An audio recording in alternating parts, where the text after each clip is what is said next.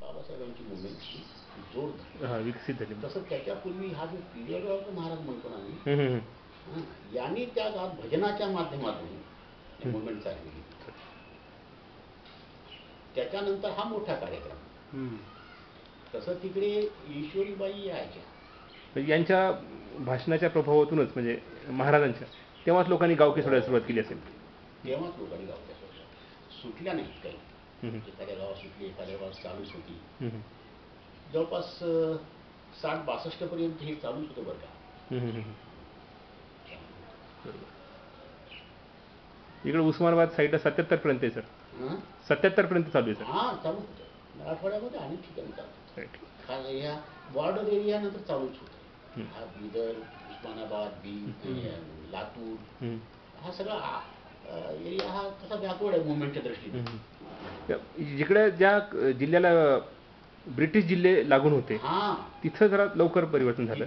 Yes, ज्याला निजामचा संबंध होता, निजामच्या राज्याचा, तिथे परिवर्तन झालं नाही एकदम. पण तिथे एक वेगळं परिवर्तन त्याच्या काळाच्या पूर्वी झालं होतं. त्या काळाच्या पूर्वी झालं होतं आणि ते शहरामधून झालं. खास करून जसं कंधार आहे, नांदेड जिल्ह्यात, म्हैसा आहे, लातूर आहे. त्या पस्ताकॉमच्या शाळेमुळे झालं असेल सर ते परिवर्तन करणं. कारण ती पहिली लिडरशिप तिथनं झाली ना. तीच आहे पहिली लिडरशिप. व्यंकटराव वगैरे सध्या घातलेली. आणि काही जरी झालं तरी व्यंकटराव, BS व्यंकटराव बस मिनिस्टर असल्यामुळे BS व्यंकटरावचा फार प्रभाव. तुम्ही त्यांचे भाषण वगैरे ऐकलं असेल सर? नाही. मग त्या DCAच्या कुठल्या कार्यकर्त्याचा वगैरे संबंध गावामध्ये यायचा का सर कधी? येस, त्यांचं भाषण ऐकले, त्यांना बोलले, त्यांचं मार्गदर्शन घेतले, अशा लोकांशी आमचा संबंध बरेच दिवस होता. अच्छा. मी त्या म्हैसाला पाहिलेलं आहे की तिथे प्लाटून तयार झाला होता. अच्छा अच्छा. निजाम राज्याच्या संरक्षणासाठी? हा, निजाम राज्याच्या संरक्षण. कारण आपल्या लोकांवर अन्याय अत्याचार फार होता ना खेड्यामध्ये. खेड्यात तर फारच होता. बरोबर. अहो, शमला बांधून जाणे कठीण होतं. शमला म्हणजे ते असतं ना पगडी, पगडी अशी गावामधून. शमला म्हणजे मोठं लाल रंगाचं हे असतं, असं फेटा समजा, पागोटा. तर आपल्या माणसाने साधे फेटे घालावे असं एक लिखित नियम होता. यांनी समजा असा तो शिमला बांधला पाटलासारखा, किंवा पायामध्ये बूट घातले, जोडे म्हणजे त्यावेळी जोडे घातले, चपला घातल्या, आणि ते जर गेले तर त्यांना जाता येत नव्हतं. तसं त्यांना मारलं जायचं. त्यांना आमच्या वडील सांगत होते की एकदा कोणातरी गावामधून जात होते, 2 जण होते, तर त्यांना ते पुढे गेले गावामध्ये. तिथे मारुतीच्या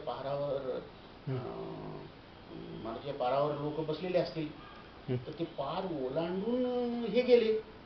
आता त्या पारावरची मंडळी बसली,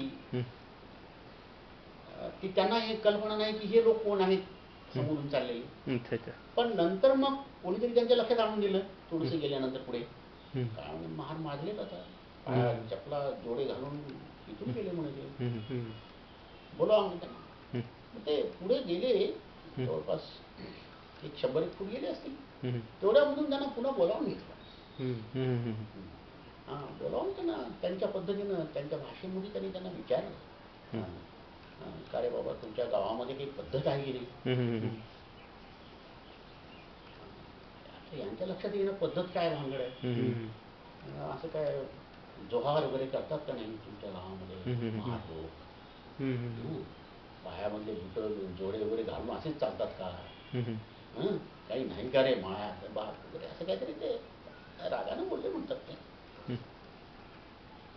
चुकले बघा,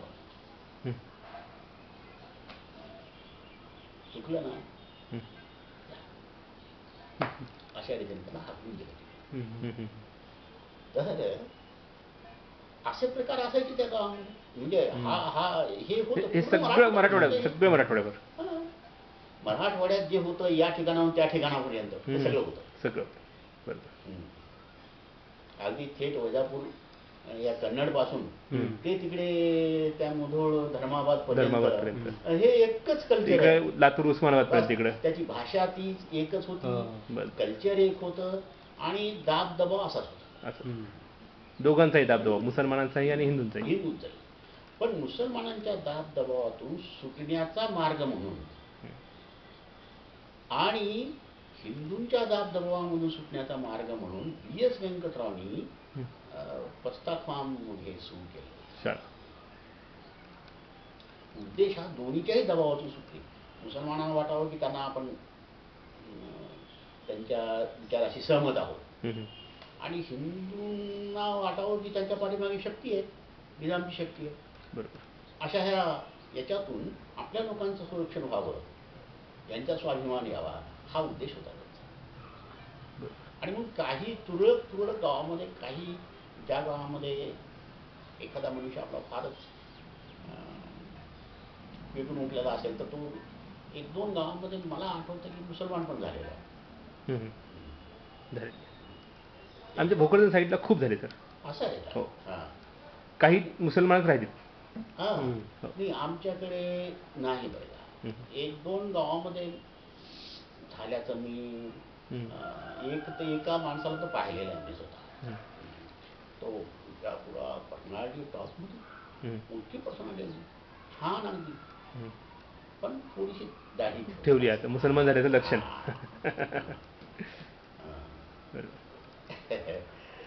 तर तो फिरायचा, पण त्यानं तिकडे जाऊन मिळाला म्हणजे मुस्लिम याच्यात राहिला नाही, आपल्या याच्यात राहतो आपल्या. कारण तो पस्ताखाम होता ना. पस्ताखाम माणसं हे तिकडे जरी पस्ताखाम झाले तरी ते मुस्लिम गल्लीमध्ये वगैरे जाऊन राहिले नाही. इकडेच राहायचे, आपल्याच लोकांचे कामं करायचे. पण त्यांचं वजन होतं, घाबरायचं. कारण त्यांचं मानलं नाही किंवा त्यांचं वजन हे केलं नाही, त्यांचा मान ठेवला नाही समजा, तर मग निजाम स्टेटचं त्याच्या पाठीमागे पावर होती. त्याच्यामुळे त्यांचं वजन होतं. ते बाजूच्या पारावर जायचे. अमुक त्याचं नाव लिंग्या होतं, लिंगनाथ म्हणायचे त्याला. पारावर जायचं होतं. तर असे काही लोक होते जे पारावर वगैरे जात होते. पण किती एका तालुक्यातून 1-2 माणसं होती. जास्त नाही.